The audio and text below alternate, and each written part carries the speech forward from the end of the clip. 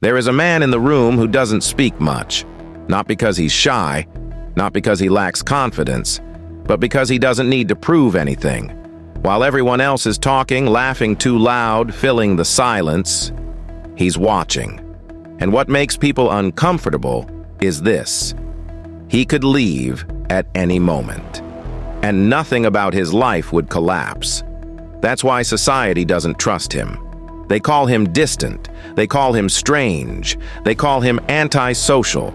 But behind closed doors, power systems call him something else: unpredictable, uncontrollable, dangerous. Because a man who is comfortable alone cannot be pressured, rushed, or emotionally blackmailed. Most people cannot survive silence. Take away the noise, and they start shaking. Their thoughts attack them. Their insecurities surface. That's why they drown themselves in distractions: phones, parties, conversations, drama. Noise is anesthesia. Silence is surgery. The dangerous man chooses surgery. He walks into solitude fully awake, not to escape life, but to sharpen himself for it. This isn't loneliness. Loneliness is desperation. Solitude is dominance. From childhood, you were programmed: be social, fit in, don't sit alone. Humans need people. That programming serves one purpose: to make you dependent. Because a man who needs people is easy to control. A man who is happy alone doesn't need validation, doesn't chase approval, doesn't buy status symbols to feel important. He doesn't consume endlessly, and that makes him a problem. The economy survives on insecurity. Media survives on fear. Social systems survive on conformity. Solitude breaks all three. Groups are control tools. You don't manipulate individuals, you manipulate crowds. Fear the crowd, and the individual obeys. But the man who has learned to stand alone has already beaten that system. He knows the truth. Walking away is not death anymore. The fear is outdated.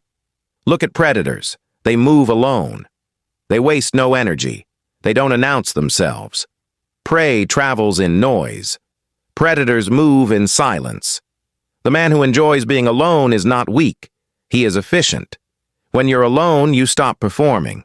No fake smiles, no forced laughter, no pretending to agree. That saves energy, and energy is power. He invests it into his body, his skills, his mind, his future. Silence forces honesty, and honesty is brutal. In solitude, you can't lie to yourself. You can't hide behind personalities or groups. You see who you really are and who you failed to become. Most men run from that confrontation. The dangerous man stays. He breaks himself down, rebuilds deliberately. That's why pressure doesn't shake him anymore. He doesn't speak much because he's listening, and listening is intelligence. The man who talks the least in the room usually controls it, because silence gathers information, and information is leverage. Scarcity creates value. Men who are always available become invisible. Men who disappear become memorable. Absence creates gravity. When you're not always there, people feel it.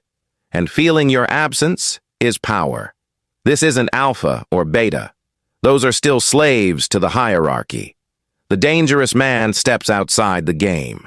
While others fight for status, he builds independence. While others chase attention, he builds leverage. And because of that, he can walk away from bad deals, from weak relationships, from disrespect.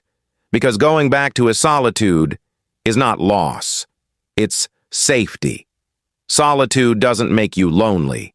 It makes you self-sufficient. And a self-sufficient man cannot be threatened. That's why they fear him. That's why they label him. And that's why, deep down, they wish they were him. A man who enjoys being alone is not empty. He's complete. And complete men are always dangerous.